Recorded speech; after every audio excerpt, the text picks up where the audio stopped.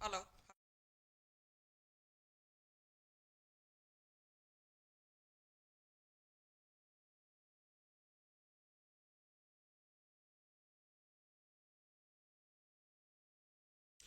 Hello everyone, very good evening you all. सभी का बहुत बहुत स्वागत है एक बार फिर से आपकी ऐप क्लासेस में। और मैं हूं शगुन मैम। आशा करती हूँ आपके सारे सब्जेक्ट बहुत अच्छे से जा रहे हैं।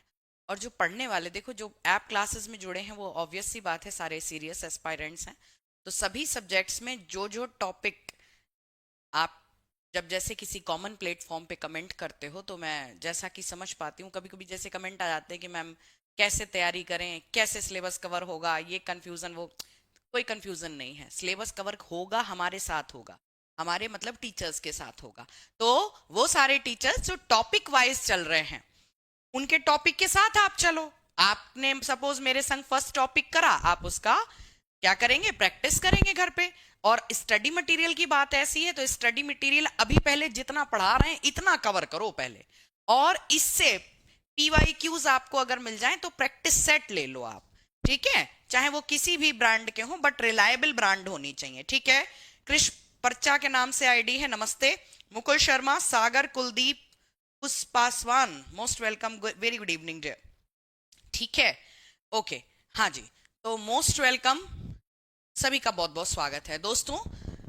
अभी तक हम आपसे डिस्कस कर रहे थे मेटल्स नॉन मेटल्स। हमने आपसे कल की क्लास में क्या डिस्कस किया था, आप लोगों को अगर याद हो तो आप बताइए, नहीं तो फिर मैं बताती हूँ। Most welcome everyone. हाँ, अंशिका, ललित, आदित्य, क्लास में कोई शिवांशु, शिवांशु या सुधांशु वर्मा के नाम से आईडी है? Prachi, Harshi, Vidit, Ritesh, Ram Ram, most welcome, Radhe Radhe everyone. Nishant, ठीक है, very good evening dear. Muskan, सभी का बहुत बहुत स्वागत है। अच्छा, ठीक है, हाँ ठीक, हाँ बिल्कुल हो जाएगा, भरोसा सबसे बड़ी चीज है। जी हाँ दोस्तों। Thank you Abhishek, Meena, Jitendra, Rohit, everyone, good evening. So most welcome to all of. Without wasting time हम क्लास के संग प्रोसीड करते हैं। सभी का बहुत बहुत स्वागत है। तो दोस्तों, मेगा मॉक हम करेंगे, जरूर करेंगे। देखते हैं जरा पिछली क्लास में हमने आपको क्या कराया था। पिछले क्लास में हम आपसे क्या कह रहे थे, प्रैक्टिस सेशन भी कराएंगे, डोंट वरी, सब कराएंगे, सिलेबस तो करो पहले। कल की क्लास में हम आपसे डिस्कस कर रहे थे नॉन मेटल्स। आज थोड़ा सा इस पे निगाह डालो, इधर सुनो। आज हम आपके लिए इंट्रोडक्शन के लिए कुछ यहां पर लेके आए हैं, जरूर करेंगे। Thank you, thank you. थोड़ा सा प्लीज इधर देखिए, अब कमेंट से थोड़ा बचिए। Thank you so much for this warm welcome. इस चैप्टर का हम मॉक लेके आएंगे, मॉक टेस्ट। लेकिन कुछ चीजें जो मेरी तरफ से एक क्लास की जरूरत थी, वो जरा देखिए। अब आप पहले आपके सामने पीरियोडिक टेबल है। इसका मतलब ये नहीं कि आज हम पीरियोडिक टेबल पढ़ाने जा रहे हैं, नया टॉपिक शुरू कर रहे हैं। पीरियोडिक टेबल में अभी तक जो हमने पढ़ा, उससे रिलेटेड क्या क्या चीजें हमें पता होनी चाहिए। तो दोस्त, कल हम यहां पर डिस्कस कर रहे थे आपसे क्या क्या कि हेलोजन्स, ये डिस्कस कर रहे थे आपसे, अधातुएं डिस्कस कर रहे थे। यहां पर थोड़ा पीरियोडिक टेबल के बारे में दोस्त जान लेते हैं। ये आधुनिक जिसको बोलते हैं आवर्त सारणी, मॉडर्न पीरियोडिक टेबल है। ये अलग अलग रंगों की, रंग बिरंगी क्यों बनी होती है, और बहुत बड़ा भौकाल इसका बनाने की जरूरत नहीं है। अगर समझ में आ जाए तो बहुत आसानी से समझ में आएगी। तो दोस्त, हमने आपसे धातु, अधातु, अर्ध धातु, ये चीजें डिस्कस की। क्या क्या डिस्कस की? हम आपसे डिस्कस कर रहे थे metal, non metals and semi metal. तो दोस्तों, मेटल्स जिन्हें हम धातुएं कहते हैं, ठीक है, नॉन मेटल्स या जिनको हम अधातुएं कहते हैं, इनके बारे में हमने आपसे बात की थी, अधातुएं। ठीक है, और सेमी मेटल्स या अर्ध धातुओं के बारे में भी हम बात करेंगे। तो दोस्त, मेरी बात सुनो, जरा एक बार इनके दर्शन कर लें कि ये कहां होती हैं। पीरियोडिक टेबल में तो बेबी तो पता होनी चाहिए। तो यहां पर ध्यान से सुनो। आवर्त सारणी में सभी तत्वों को, टोटल कितने एलिमेंट्स हैं मॉडर्न पीरियोडिक टेबल में? 118। आधुनिक आवर्त सारणी में कुल 118 एलिमेंट हैं। आधुनिक आवर्त सारणी दिमित्री मेंडलीव की देन है।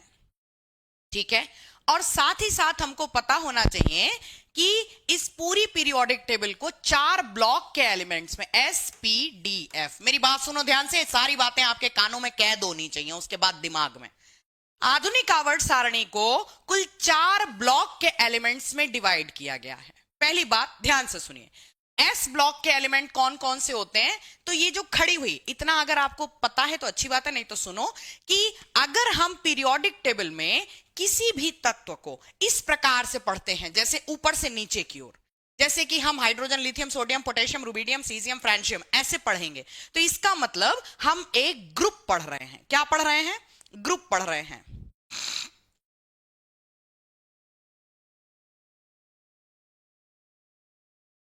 हाँ ठीक है वर्षा, प्लीज इधर देखिए ध्यान से। जब हम आपसे पूछेंगे कि आप बताओ क्या कह रहे हो, तब तुम कहना। इधर देखो ध्यान से।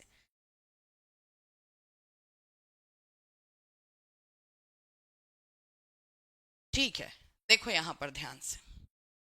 क्या बोलूं?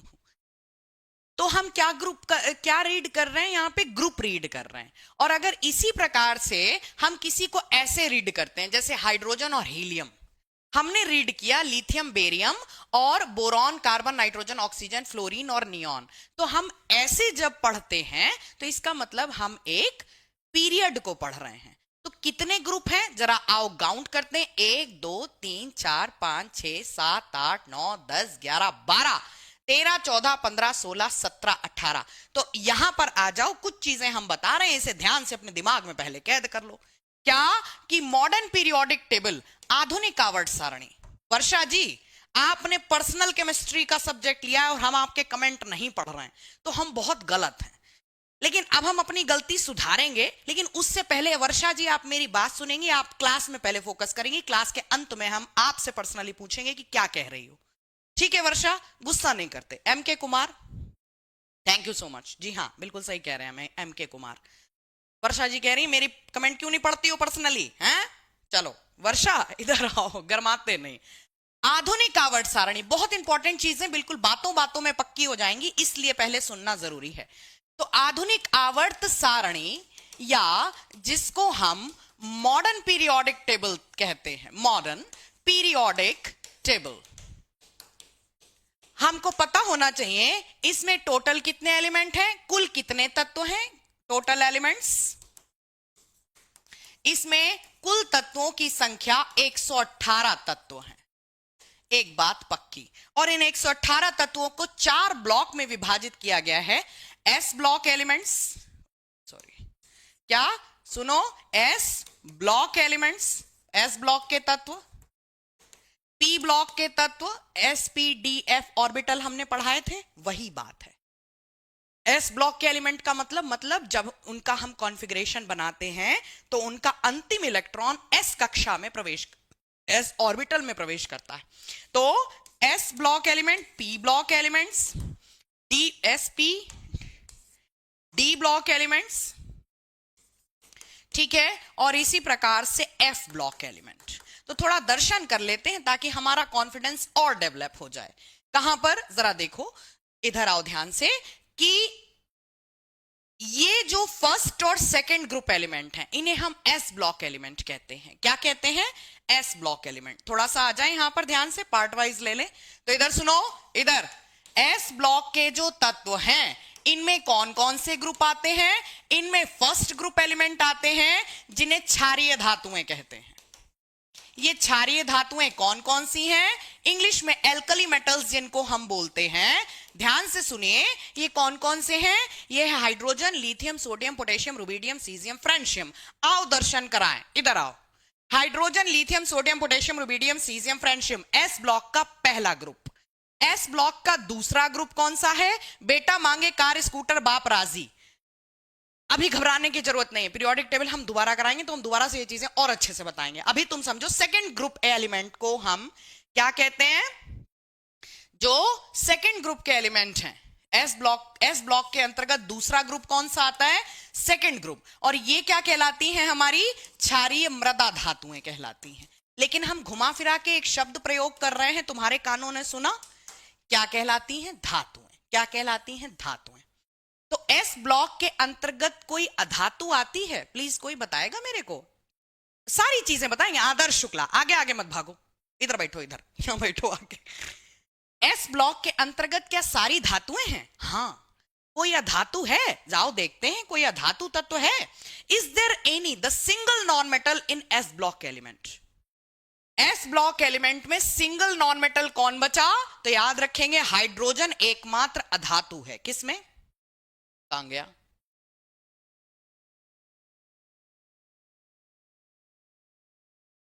हाँ ठीक है, यहीं पे लिखा रहे थे हम।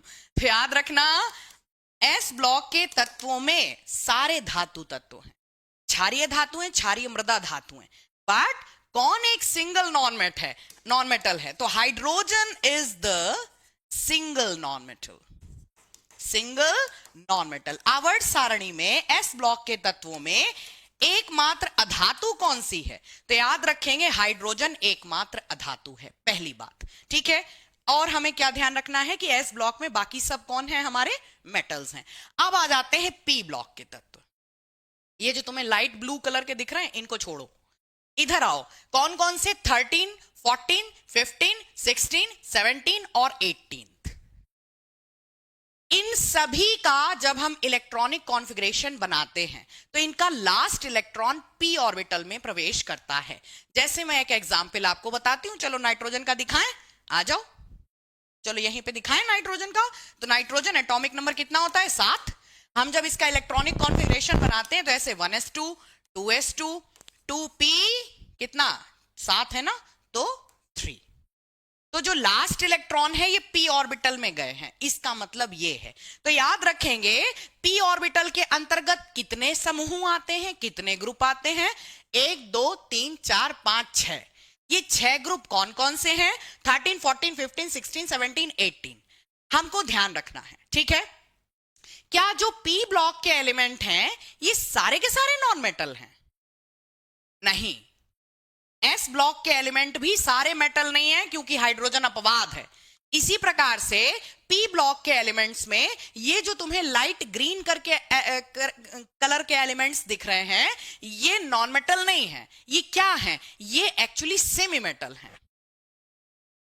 ऐसा कौन से ब्लॉक के एलिमेंट हैं जिसमें metal, non metal, semi metal तीनों पाए जाते हैं? ये पी ब्लॉक के तत्व होते हैं।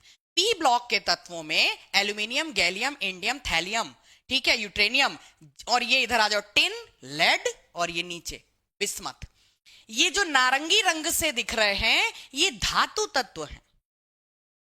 पी ब्लॉक में जरूर जाता है इनका क्या नाम है, लास्ट इलेक्ट्रॉन, लेकिन ये मेटल हैं। और ये जो आते हैं ये अर्ध धातुएं हैं, सेमी मेटल हैं, जैसे कि सिलिकॉन, जर्मेनियम, जाने माने अर्ध धातु तत्व हैं। इनके बारे में हमें पता होना चाहिए। हाँ ठीक है, दीपिका वर्मा, गुड लक।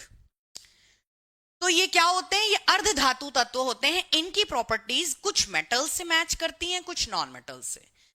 जैसे ये क्या होते हैं? बेस्ट कंडक्टर ऑफ इलेक्ट्रिसिटी होते हैं। और नॉन मेटल्स क्या होते हैं? नॉन कंडक्टर ऑफ इलेक्ट्रिसिटी होते हैं। ये क्या होते हैं? ये सेमी कंडक्टर होते हैं। ये सुचालक होते हैं, धातुएं। और जो ये नीले रंग से नॉन मेटल दे रखे हैं, ये तो जाने माने कुचालक हैं। और ये क्या होते हैं? ये अर्धचालक होते हैं। तो यहां पर हम ध्यान रखेंगे कि पी ब्लॉक के तत्वों के बारे में हमें क्या पता होना चाहिए, जरा देखते हैं। देखो, तो पी ब्लॉक के जो एलिमेंट हैं इनके बारे में हमें पता होना चाहिए कि पी ब्लॉक के एलिमेंट्स के अंतर्गत कितने ग्रुप आते हैं? 13, 14, 15, 16, 17 और 18। 18वां ग्रुप हमारा अक्रिय गैसों का है। ठीक है, इसके अलावा हमें पता होना चाहिए क्या कि ये जो पी ब्लॉक एलिमेंट हैं, आपसे अगर पूछे कि कौन से ब्लॉक के एलिमेंट हैं जिसमें धातु, अधातु तथा अर्ध धातु तीनों आते हैं, तो याद रखेंगे it includes with what? Metal, non metal and semi metal. Non metal and semi metal. तो हमें पता होना चाहिए कि इसके अंतर्गत क्या, पी ब्लॉक के एलिमेंट के अंतर्गत धातु, अधातु तथा अर्ध धातु तीनों आते हैं, तथा अर्ध धातु आते हैं। ठीक है, और क्या पता होना चाहिए हमें पी ब्लॉक्स के बारे में? आओ देखते हैं। जो पी ब्लॉक के तत्व होते हैं, आपसे अगर पूछा जाए कि ज्यादातर नॉन मेटल्स किस ब्लॉक से संबंधित हैं, तो एक चीज समझना कि ये सारे मेटल हैं, हाइड्रोजन मात्र एक अधातु, यही तो है इधर। और बाकी ये जितने नीले रंग के अभी हम पढ़ाएंगे ये सब स्ट्रॉन्ग डेली लाइफ के मेटल्स हैं। तो ये भी मेटल हो गए, ये भी मेटल हो गए, बाय द वे ये नीचे हैं ये भी मेटल्स हैं। तो फिर नॉन मेटल कहाँ है? नॉन मेटल हमारे ये हैं, ये carbon, nitrogen, oxygen, phosphorus, sulphur और सेलेनियम। तो आपसे एक प्रश्न जो कि बन सकता है या आपको नॉलेज के बेस पर पता होना चाहिए कि mostly all the non metal belongs from, क्योंकि हाइड्रोजन ही तो है खाली नॉन मेटल, वो है इस ब्लॉक से। तो याद रखेंगे कि लगभग सभी, लगभग हमने किस सिर्फ इसलिए लगा दिया क्योंकि हाइड्रोजन नहीं है, लगभग सभी अधातुएं, अधातुएं पी ब्लॉक से संबंधित हैं, पी ब्लॉक से संबंधित हैं। ठीक है, तो नीचे लिख लो हाइड्रोजन को छोड़कर, ओनली हाइड्रोजन, क्योंकि हाइड्रोजन एस ब्लॉक से आता है। तो याद हो जाएगा यहां पर इसके अंतर्गत और क्या आता है, इसके अंतर्गत अक्रिय गैसें, इनर्ट गैसेस भी आती हैं।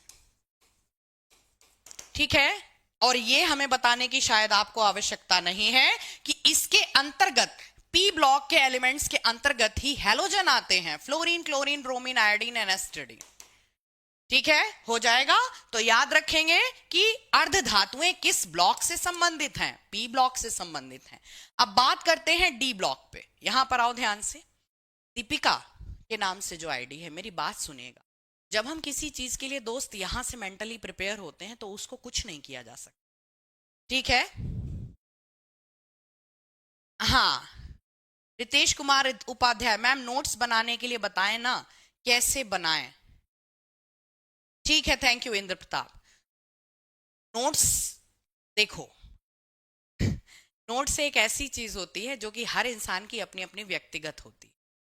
हमने आपको पढ़ाया, आपको मेरा कंसेप्ट समझ में आया, उसको आपने कैसे लिखा ये आप पे डिपेंड करता है।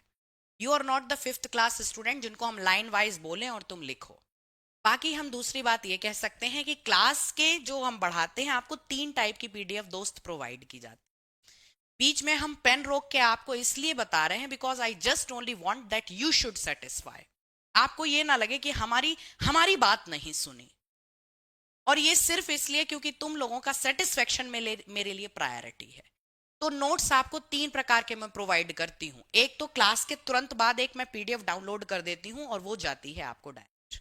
दूसरा, एक बच्चा बिठाती हूँ कि तुम साथ में लिखो बैठ के तुम्हारी तरह, और वो पीडीएफ बना के भेजती हूँ।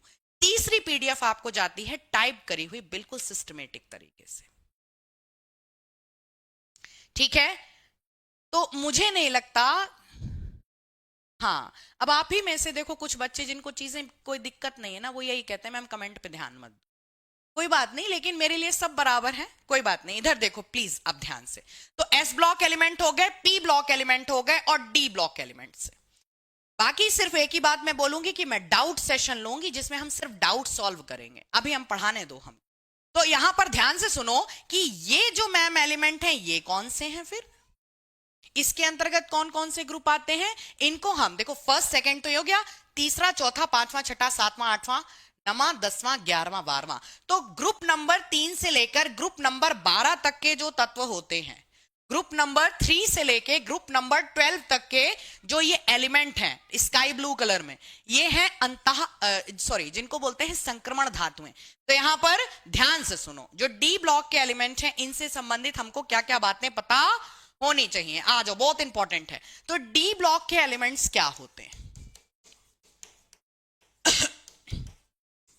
दोस्त, मेरी बात सुनो। हम चाहते तो झड़ाझड़ आज तुम्हें एबीसीडी मॉक टेस्ट करा देते, मेरे अनुसार मुझे लगा ये चीजें और बता दो, फिर एक मॉक टेस्ट का क्या है, वो तो कराएंगे ही, कल करा देंगे। तो याद रखेंगे डी ब्लॉक के अंतर्गत 3 से थर्ड ग्रुप से लेकर और कौन सा ग्रुप आता है, 12th ग्रुप, 12वें समूह तक के तत्व।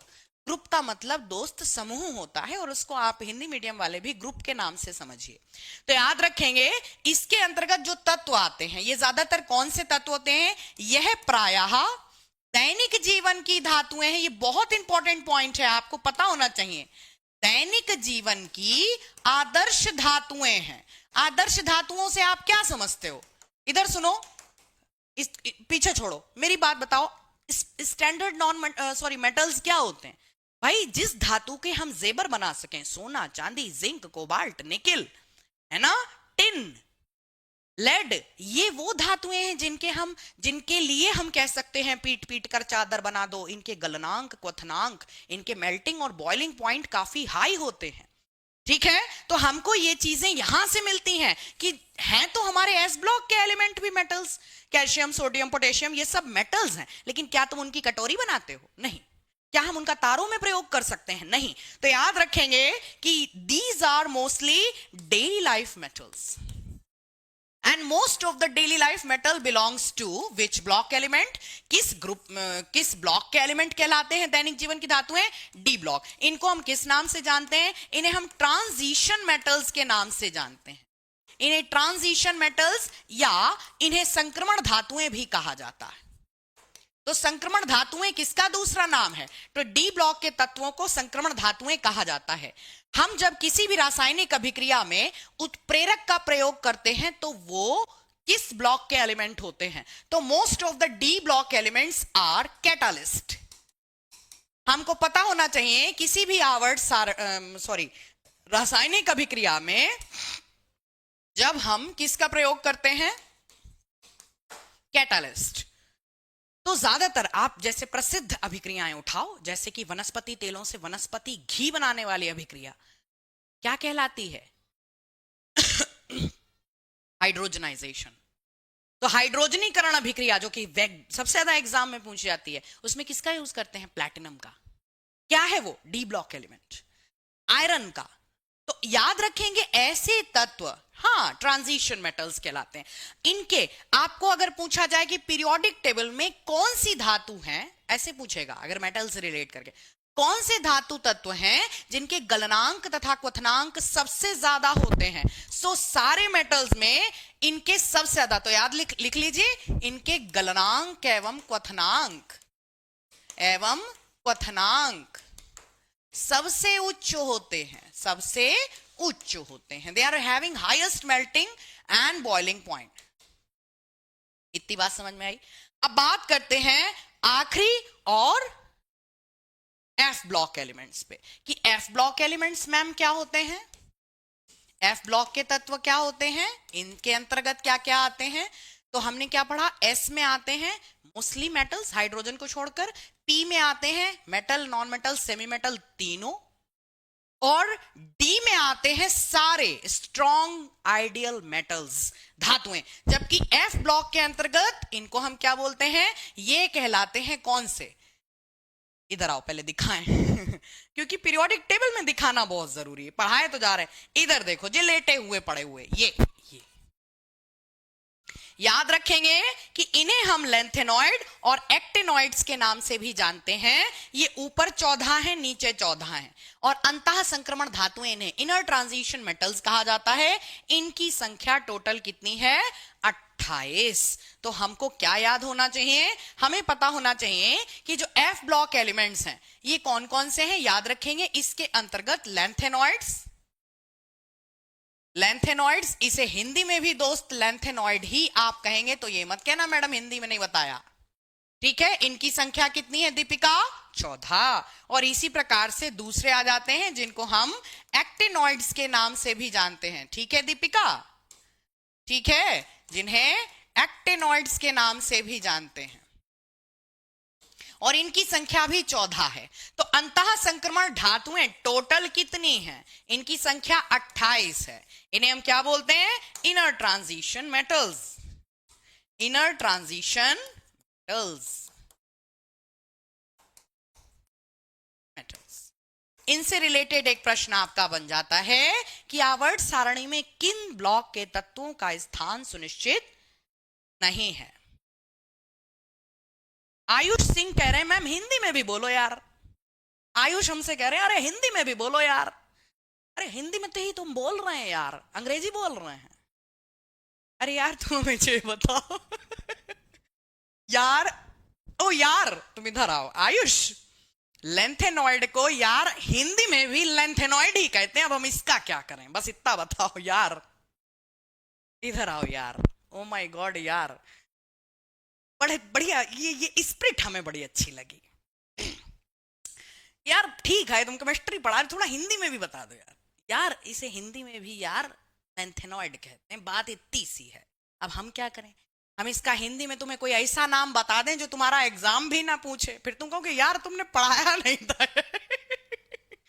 चलो इधर देखो यार, चल यार इधर देख। Okay, SPD. अब फटाफट हम कौन से एलिमेंट्स आज कवर करेंगे। हाँ, मैं इसमें कुछ एक बात बता रही थी कि आवर्त सारणी में किस ब्लॉक के तत्वों का स्थान सुनिश्चित नहीं है। तो याद रखेंगे, the place of F block elements is not decided. Not elements, not decided. Not decided. तो आवर्त सारणी में किस ब्लॉक के तत्वों का स्थान सुनिश्चित नहीं है। ठीक है, तो याद रखेंगे कि आवर्त सारणी में, आयुष यार इधर देखो, अब तुम आवर्त सारणी में F ब्लॉक के तत्वों का स्थान सुनिश्चित नहीं है। The place is not decided, इसीलिए जो बेचारे नीचे पड़े हुए हैं। ये कुछ कुछ बातें हैं हमें पता होनी चाहिए। ठीक है, इतनी बात समझ में आई? Thank you so much. अब जरा फटाफट आज हमें, क्योंकि अक्रिय गैसें करवानी है, उसके बाद हम आपका मॉक टेस्ट करवाएंगे। तो यहां पर फटाफट अब हम डालेंगे इनर्ट गैसेस, या जिनको हम नोबल गैसेस के नाम से भी जानते हैं। इनको हिंदी में हम अक्रिय गैसें। ठीक है यार, आयुष तुम सुन रहे हो ना यार, इधर देखो, अक्रिय गैसों के नाम से भी जानते हैं। कौन कौन से ये तत्व हैं? 18वें समूह के तत्व, जिन्हें हम helium, neon, argon, krypton, xenon और रेडॉन के नाम से जानते हैं। ठीक है, ठीक है, ठीक है। इसको मैम लर्न कैसे करें? तो हम इसे ऐसे लर्न कर सकते हैं, हिना, नीना और करीना और करीना। ठीक है आयुष, अब तो खुश हो जाओ।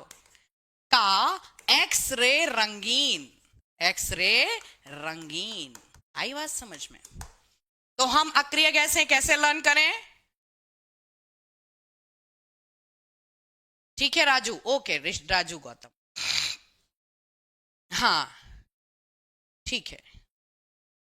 अमन चौधरी कह रहे हैं मैम 15 लेंथेनॉइड्स होते हैं। इसको, इस डाउट को हम लेंगे, पीरियोडिक टेबल हम पढ़ाएंगे। ये तुम्हारा ही डाउट नहीं है, ये बहुत सारे स्टूडेंट्स का डाउट हो जाता है कि मैम 15 लेंथेनॉइड नहीं होते, 14 क्यों काउंट करते हैं ऊपर स्कैंडियम में। स्कैंडियम को हम ऊपर, लेंथेनम को, लेंथेनॉइड्स में लेंथेनम हम किस में काउंट, स्कैंडियम नहीं, लेंथेनम को हम डी ब्लॉक में काउंट करते हैं। तो यहां पर हाँ नहीं, टॉपिक वाइज ही क्लासेस। हम तो मेटल नॉन मेटल हमने पहले ही बता दिया। मैं आपको पीरियोडिक टेबल आज नहीं पढ़ा रही हूँ, हमने आज आपको पीरियोडिक टेबल में मेटल नॉन मेटल के दर्शन कराए हैं।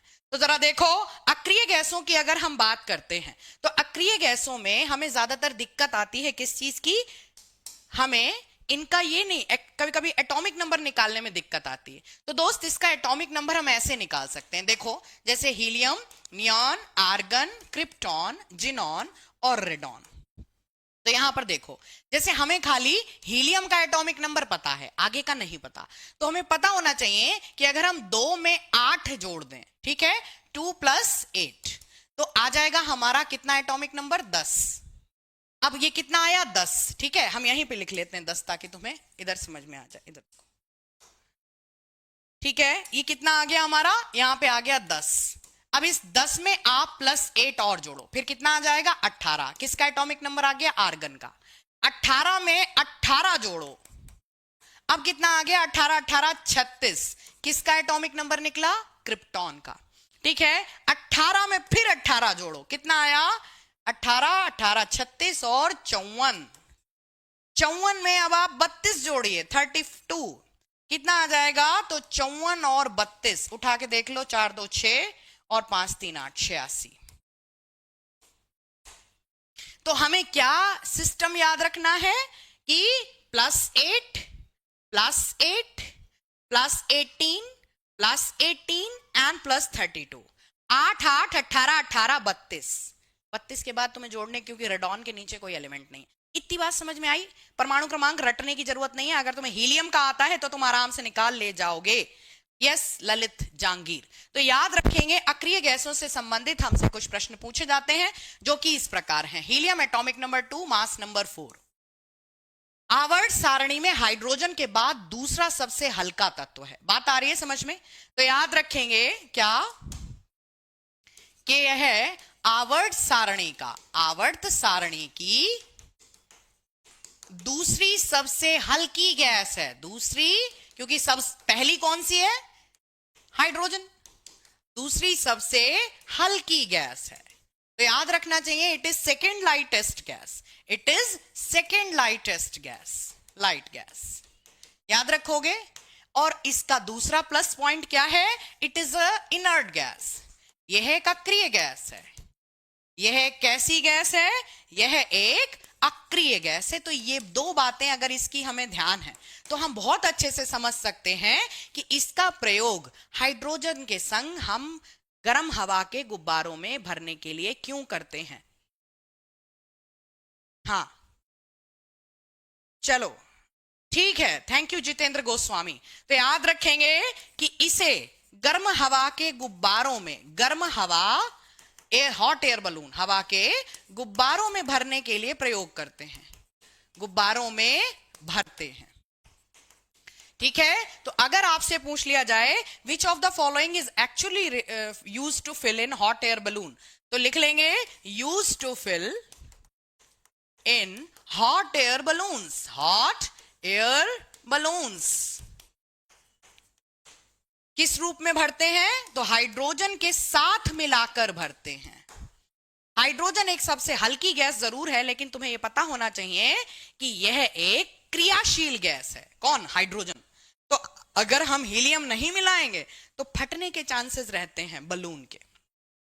पैराशूट बलून, तुम उड़ गए ऊपर, अब ऊपर उड़ गए, पता चला भटाका हुआ, फिर क्या करोगे?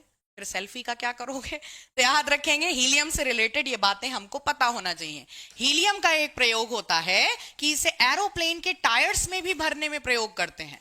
इसे एरोप्लेन के टायरों में भरने के लिए प्रयोग करते हैं। और किसके साथ मिलाकर भरते हैं? मिक्सचर होता है N2 प्लस He, नाइट्रोजन के संग मिला के भरते हैं। यह एक ऐसी गैस है जिसे अस्पतालों में मरीजों द्वारा, एक सेकेंड,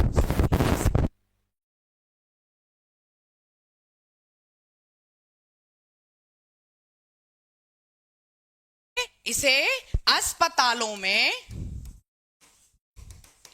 मरीजों द्वारा, आवाज आ रही, कोई दिक्कत तो नहीं? ठीक है।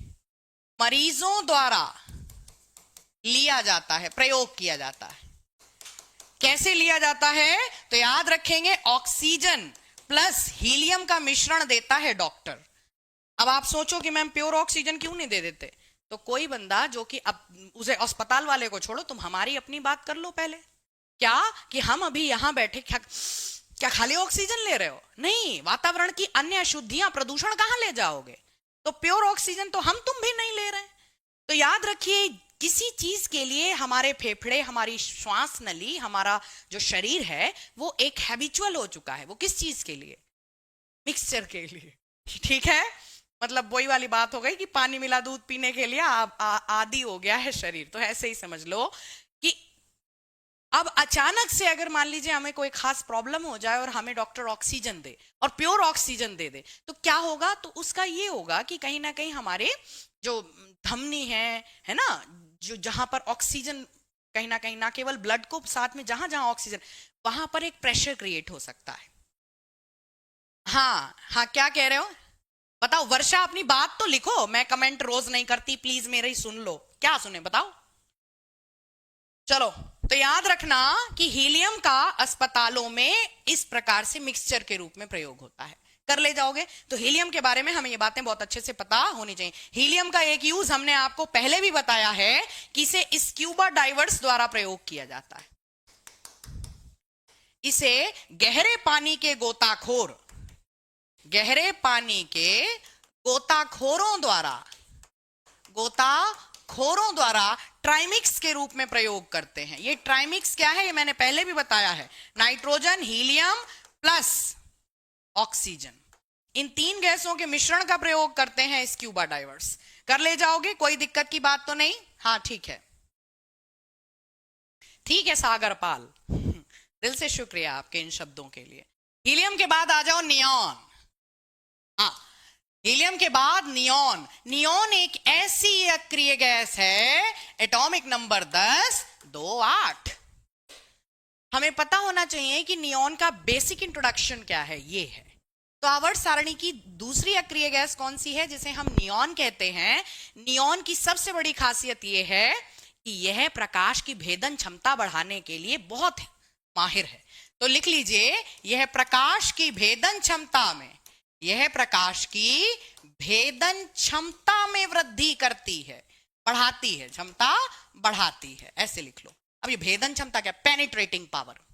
सपोज रेलवे सिग्नल है और लाल लाइट हो रखी है कि गाड़ी आ रही है रेलवे फाटक पर, फटकिया पर, और तुम्हें कोहरे की वजह से दिख नहीं रही, तो सोचो कितनी बड़ी दुर्घटना हो सकती। तो रेलवे फाटक के सिग्नल्स में, ट्रैफिक लाइट्स में, ऐसी हर वो इमरजेंसी लाइट जो कि दिखनी जरूरी है ना।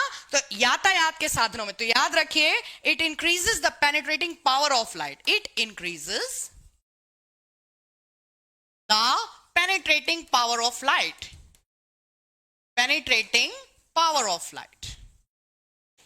तो यह प्रकाश की भेदन क्षमता में वृद्धि करती है। इसी प्रकार से याद रखिए, इसे ट्रैफिक सिग्नल, इसे ट्रैफिक सिग्नल,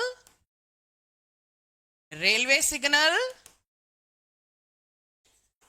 आदि में भरने में प्रयोग करते हैं, में भरते हैं। लिख लो, आई बात समझ में। तो इसका प्रयोग विभिन्न सिग्नलों में भरने में किया जाता है, ठीक है। चाहे ट्रैफिक सिग्नल हो, चाहे रेलवे सिग्नल्स हो, नियॉन का प्रयोग किया जाता है। नियॉन का प्रयोग और किस में होता है, नियॉन का प्रयोग आपने ऐसे करके आजकल मार्केट में वो बिक रहे हैं, पाइप्स बिक रहे हैं। जैसे कि अगर हम बात करें, आगे अस्पताल है तो आपने इस प्रकार से डेकोरेशन वाले पाइप देखे होंगे। मेरा अस्पताल कुछ ज्यादा ही सुंदर बन गया, ठीक है। आगे चश्मे की दुकान है तो इस प्रकार से आपने देखा होगा कि लोग अपनी दुकानों के बाहर ऐसे करके लटका लेते हैं कि दूर से दिख जाए, अच्छा वो चश्मे का सिंगल बन, शायद वहां स्पेक्टिकल्स की दुकान है, ठीक है पीकेश। तो याद रखेंगे हम, यहां पर लिख दें कि इन्हें, इसे विभिन्न सिग्नल, इसे विभिन्न सिग्नल, विभिन्न सिग्नल तथा सजावटी पाइपों में प्रयोग करते हैं, सजावटी पाइप में भरते हैं, पाइप में भरते हैं। कर ले जाओगे, कोई दिक्कत की बात तो नहीं। अब बताओ क्या कह रहे थे।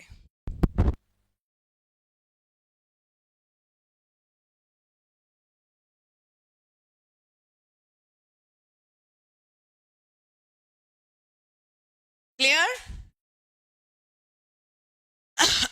हाँ, तो आगे बात करते हैं हीलियम नियॉन के बाद आर्गन की। आर्गन सारी अक्रिय गैसों में, helium, neon, argon, krypton, xenon, radon, इन सभी अक्रिय गैसों में क्या मैम, नियॉन रिफ्लेक्टर के लिए भी यूज होता है। इसकी नियॉन टेप आती, बिल्कुल शानदार, बहुत बढ़िया बात, बिल्कुल सही कह रहा है। ये कौन सी आईडी है, क्या नाम है, राहुल मलिक के नाम से आईडी है। इन्होंने जो बात बताई है, आप चाहो इसको ऐड करो। आपने देखा होगा कि आजकल ट्रैफिक, रात में ट्रक वगैरह निकलते हैं तो वो पीली पीली जो टेप होती है, वो आपने देखा होगा, गाय गाय के सींग में आजकल लोग बांध देते हैं, लोग गले में उसके टेपिंग कर देते हैं कि तुम पशु दिखने चाहिए, भले ही हम तुम्हें खुला छोड़ दें। यहां पे नियॉन का यूज होता है। तो ट्रैफिक सिग्नल, मैंने बोला ना, ट्रैफिक यातायात के सिग्नल, देखो उन्होंने जो बात कही है वो बिल्कुल सही कही है। आपके इस प्रकार के विचारों का हमेशा स्वागत है मेरी क्लास में। I really like this type of GD discussion. तो आर्गन की अगर हम बात कर लेते हैं तो ये एक ऐसी अक्रिय गैस है जो सभी अक्रिय गैसों में सबसे ज्यादा पाई जाती है वायुमंडल में। तो लिख लें कि यह वायुमंडल में प्रचुर मात्रा में प्राप्त, प्रचुर मात्रा में प्राप्त अक्रिय गैस है, प्राप्त अक्रिय गैस है। तो अगर तुमसे पूछा जाए कि सभी अक्रिय गैसों में सबसे ज्यादा कौन मिलती है, सबसे ज्यादा सस्ती हमें कौन सी पड़ेगी, तो याद रखेंगे कि it is found in abundant quantity in atmosphere, found in abundant quantity in atmosphere as a inert gas, है ना। Quantity in atmosphere. ठीक है, तो अक्रिय गैसों में ये सबसे ज्यादा पाई जाती है और यही कारण है इसका प्रयोग हम 18-20 रुपए के जो बेचारे विद्युत बल्ब आते हैं उनमें भर सकते हैं। ठीक है, ठीक है, इधर देखो ध्यान से। हाँ, तो याद रखेंगे it is use to fill in electric bulb. Electric bulb, तो विद्युत बल्ब से रिलेटेड दो प्रश्न हम अच्छे से ध्यान रखेंगे कि विद्युत बल्ब में आपसे क्या क्या पूछ सकता है कि इसका फिलामेंट किसका बना होता है, टंगस्टन का। ठीक है, इसका फिलामेंट किसका बना होता है, टंगस्टन का।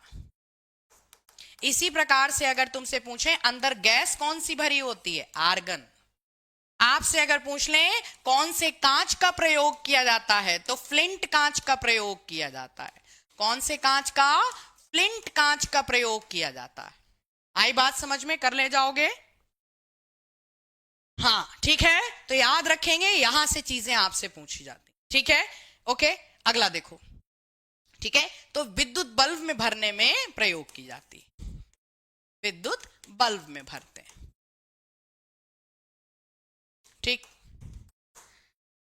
आर्गन से रिलेटेड ये दो बातें हमको पता होनी चाहिए। अगला देखो, क्रिप्टॉन। क्रिप्टॉन से रिलेटेड जो सबसे ज्यादा फेमस क्वेश्चन है कि कैमरे की फ्लैश लाइट में, कैमरा की फ्लैश लाइट में किस गैस का प्रयोग करते हैं। तो याद रखेंगे क्रिप्टॉन का। रीजन, रीजन, रीजन एक तो यही कि ये प्रकाश की भेदन क्षमता बढ़ाती है, भेदन क्षमता बढ़ाती है। अब तुम कहोगे मैम भेदन क्षमता तो नियॉन भी बढ़ाती है, आप अभी कह रहे थे नियॉन भी तो पेनिट्रेटिंग पावर बढ़ाती है, वो ट्रैफिक लाइट में यूज, इसमें क्यों नहीं करते। उस गैस का एक अपना रंग है जो कि प्रकाश को धुंधला कर सकता है। हमें कैमरे की फ्लैश लाइट कैसी चाहिए, ऐसा अब जैसे हम तुम्हें बताएं कि नियॉन एक, नियॉन का कलर कैसा होता है, नियॉन हल्की पीली हरे रंग की गैस होती है। अब अगर उसमें से प्रकाश गुजरेगा तो वो जब तुम्हारी फोटो खींचेगी ना तो उसके ऊपर पीला हरा प्रकाश आएगा। बात आ गई समझ में। तो क्रिप्टॉन का जो अपना कलर है वो व्हाइट कलर है। तो याद रखेंगे, तो ये प्रकाश की भेदन क्षमता बढ़ाती है और फोटो उजली आती है। अब ऐसे लिख लो तुम, ठीक है, समझ गए मेरी बात, उजली आती।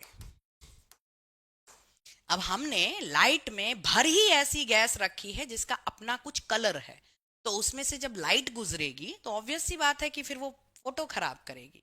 सो इसलिए हम यहां पर नियॉन नहीं क्रिप्टॉन यूज करते हैं। Neon, krypton, xenon. निम्नलिखित में से किस अक्रिय गैस को स्ट्रेंजर गैस के नाम से भी जाना जाता है। तो स्ट्रेंजर गैस किसका दूसरा नाम है, अजनबी गैस किसे कहते हैं।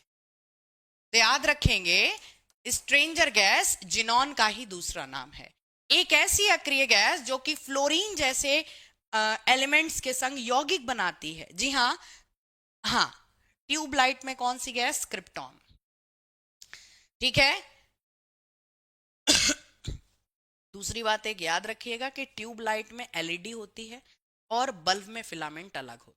ठीक है, तो ट्यूबलाइट में ऐसी कई कैटेगरी हैं जिनमें गैस का प्रयोग नहीं। स्ट्रेंजर गैस, तो एकमात्र अक्रिय गैस, एकमात्र अक्रिय गैस जो कि यौगिक बनाने की क्षमता रखती है, जो कि यौगिक बनाती है, यौगिक बनाती है।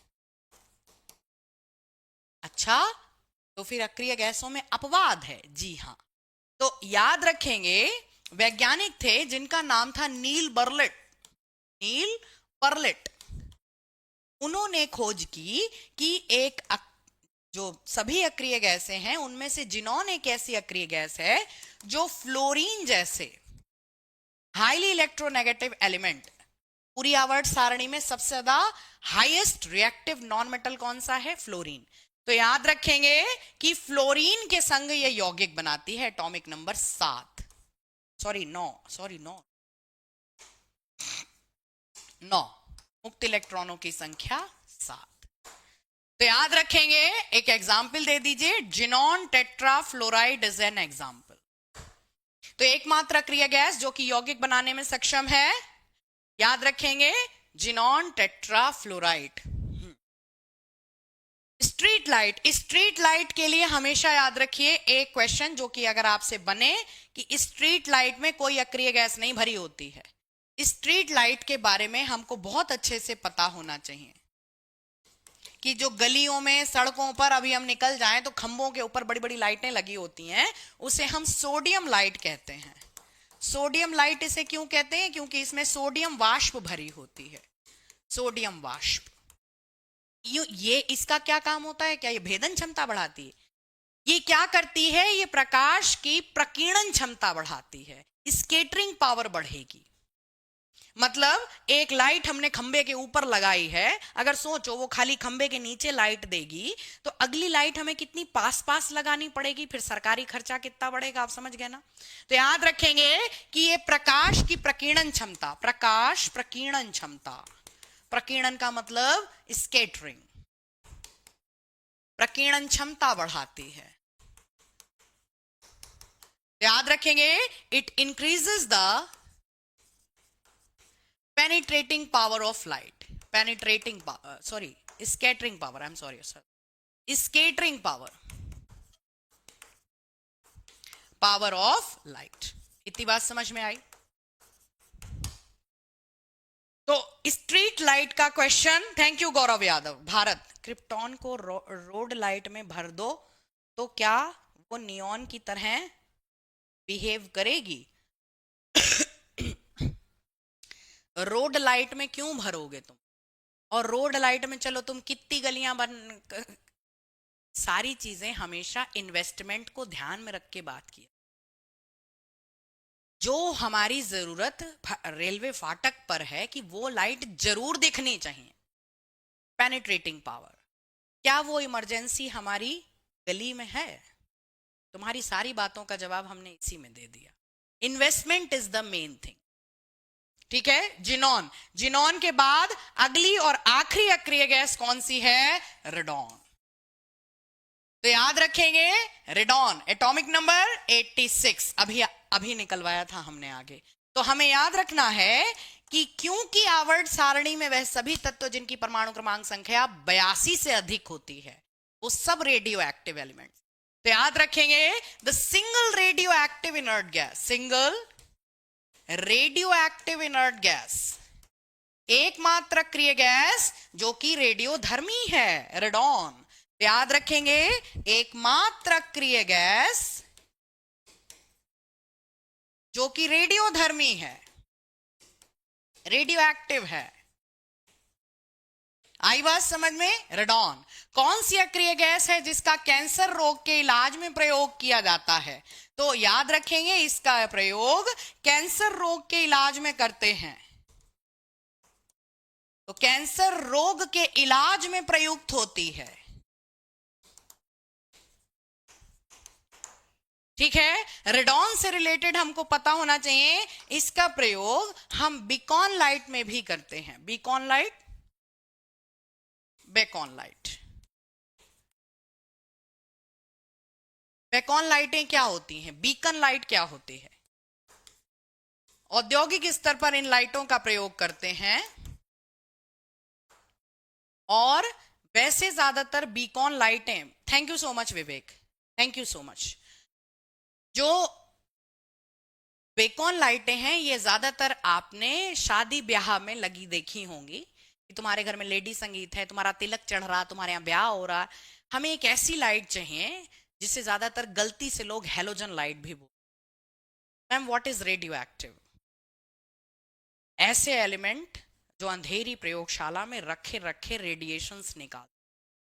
अलग से बात करेंगे रेडियो एक्टिव टॉपिक पे, एटम बम, हाइड्रोजन, यहीं से बात करेंगे। अभी तुम हमें उधर मत ले जाओ, नहीं तो यहीं बम बम पढ़ाने बैठ जाएंगे हम। बेकॉन लाइट का यूज ज्यादातर आपने फोटोग्राफर्स के हाथ में देखा होगा कि ये, क्योंकि होता क्या है ना, शादी ब्याह में पता चला जयमाल चढ़ रही है, अब उन्होंने आर्टिफिशियल स्मोक कर दिया स्वर्ग का सीन दिखाने के लिए कि दूल्हा दुल्हन धुएं में एक दूसरे के ऊपर जयमाल डाल। अब उन्हें ये नहीं पता कि फोटोग्राफर बेचारा क्या करे, उससे तो तुम कह दोगे मैडम फोटो धुंधली आई थी सर, तो वो ऐसी लाइटों का इंतजाम रखता है बेकॉन लाइट। तो बीकॉन लाइट का प्रयोग आप कैमरामैन के हाथ में दे सकते हो। क्लियर सपना? हाँ ठीक है। कैंसर रोग के इलाज की अगर हम बात करें, तुम्हें कैंसर 3 प्रकार से ठीक करना है कॉम्पिटिटिव एग्जाम में। कैसे? कैंसर ट्रीटमेंट का आपसे क्वेश्चन कैसे कैसे बन सकता है मैम? अगर तुमसे पूछें कि कौन सी अक्रिय गैस का प्रयोग होता है कैंसर रोग के इलाज में, तो याद रख, नाम घोल के पी लो, नाम है रेडॉन। अगर तुमसे पूछें कि कौन से समस्थानिक का प्रयोग होता है कैंसर रोग के इलाज में, तो आपको बहुत अच्छे से पता होना चाहिए कि कोबाल्ट का एक समस्थानिक जिसे कोबाल्ट 60 कहते हैं, ठीक है, कोबाल्ट आइसोटोप का प्रयोग किया जाता है कैंसर रोग के इलाज। ठीक है, मेरी बात समझ में आ रही है? इस प्रकार से आप करो। और अगर तुमसे पूछें कि कौन सी किरणों का प्रयोग, which of the following radiations are used to treat the cancer, तो आंख बंद करके नाम लिख देना, गामा रेडिएशंस, गामा।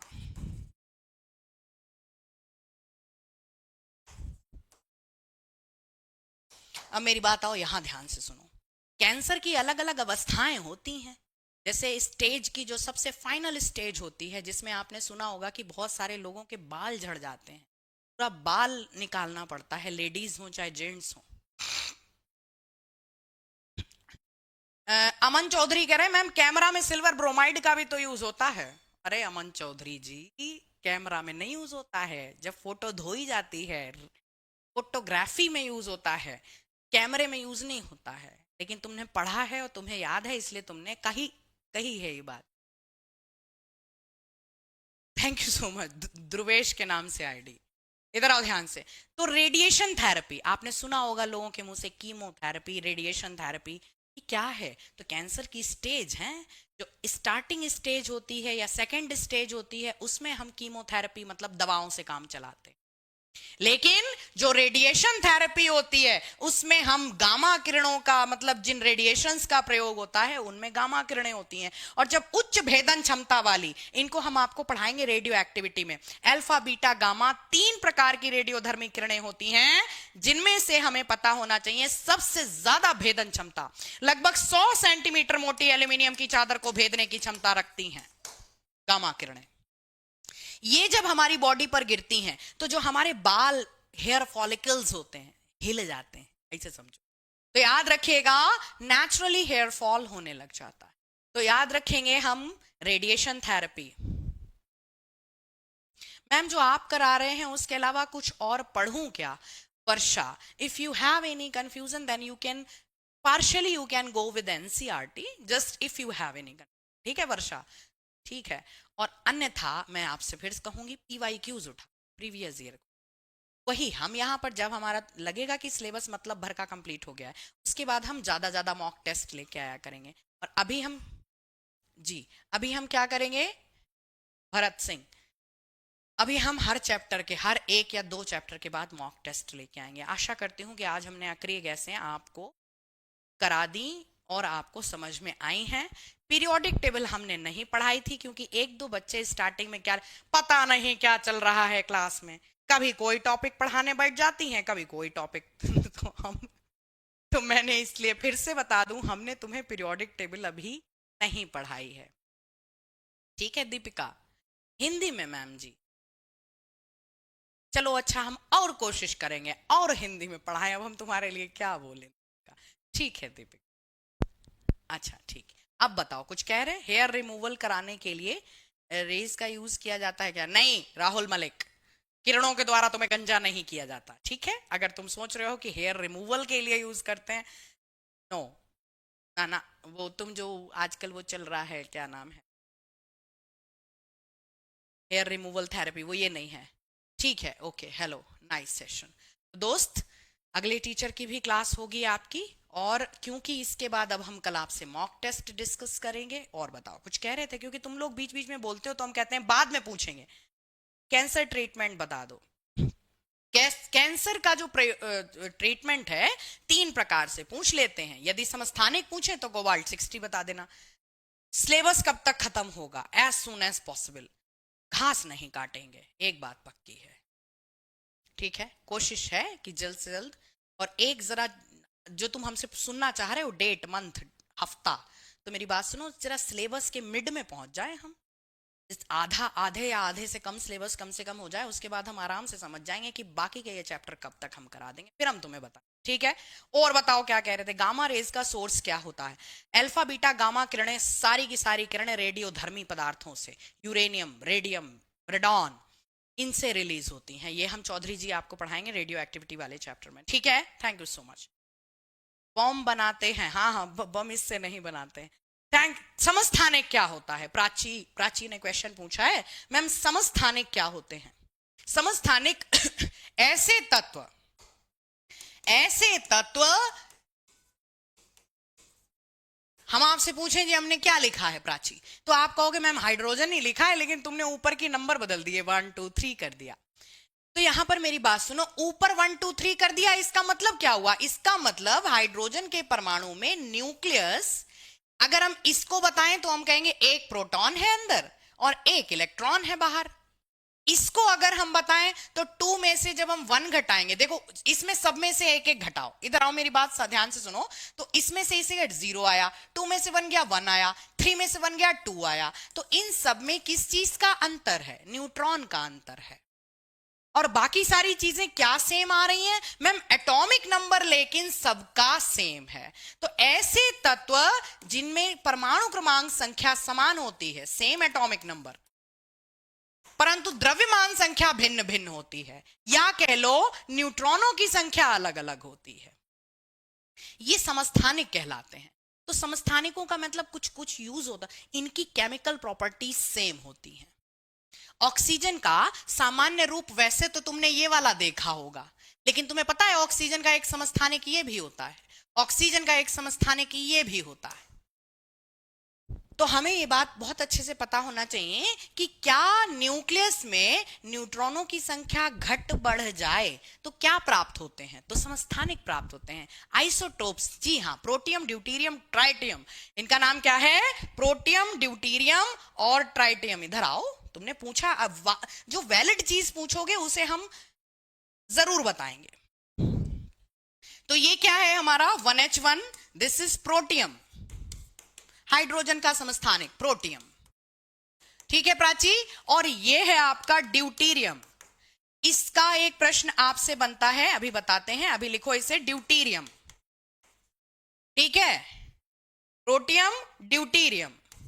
और ड्यूटीरियम को शॉर्ट में डी से रिप्रेजेंट कर देते हैं, और फिर इसके ऑक्साइड का प्रयोग हम करते हैं भारी जल के रूप में, हैवी वाटर।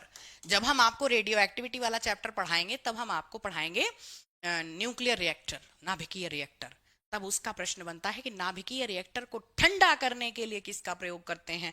भारी जल का, ठीक है। और जो तीसरा समस्थानिक है और बहुत इंपॉर्टेंट समस्थानिक है, इसे हम बोलते हैं ट्राइटियम। ये मैम आपने इंपॉर्टेंट क्यों कहा? क्योंकि ये हाइड्रोजन का एकमात्र रेडियोधर्मी समस्थानिक है, ट्राइटियम। बोलो मेरे संग, प्रोटियम, ड्यूटीरियम, ट्राइटियम। हाँ, तो याद रखेंगे हाइड्रोजन का कौन सा समस्थानिक रेडियो एक्टिव होता है? तो जो ये ट्राइटियम होता है ये रेडियो एक्टिव होता है। समस्थानिकों में क्या चीजें सेम होती हैं? एटॉमिक नंबर सेम होता है, या इलेक्ट्रॉनों की संख्या सेम होती है, या प्रोटॉनों की संख्या सेम होती है, बात एक ही है। क्या चीज अलग अलग होती है? न्यूट्रॉन डिफरेंट डिफरेंट होते हैं, ठीक है प्राची, क्लियर हो गया डाउट? हिमांशी कह रहे हैं क्लास के साथ रिवीजन कैसे मैनेज करें? क्लास के संग रिवीजन कैसे मैनेज करो, इसमें मैं एक लाइन में जवाब दूंगी, डिपेंड करता है कि बंदे का पहले से लेवल क्या है। अब पहले से तुम कतई जीरो हो, कोई एक ऐसा बच्चा है जिसे सिंबल तक अभी नहीं आते हैं केमिस्ट्री में, तो उससे मैं सिर्फ कहूंगी क्लास के साथ चलो, और जिनको आता है वो अपने हिसाब से चीजें जैसी समझ में आए उस हिसाब से प्रैक्टिस करते। ठीक है दोस्त, आशा करती हूँ सारी चीजें अपनी तरफ से क्लियर कर रही हूँ और आपको क्लियर हो रही हैं। बाकी पीडीएफ आपसे ज्यादा हम चेक करते चल रहे हैं, तुम्हारी तरह हमने भी लॉग इन करा लिया AW और TPO में कि देखें मेरी कोई पीडीएफ कम तो नहीं है या गलत तो नहीं पड़ी हुई है। तो आप आराम से तैयारी करिए, सिलेबस कब खत्म होगा क्या होगा वो मेरी टेंशन है, हम खुद बता देंगे। कम से कम 3-4 चैप्टर खत्म हो जाए, उसके बाद हम बता सकेंगे कि हाँ यहाँ तक हम तुम्हारा कर प्रैक्टिस करते रहिए। Thank you so much, take care of yourself, good night, take care, bye bye.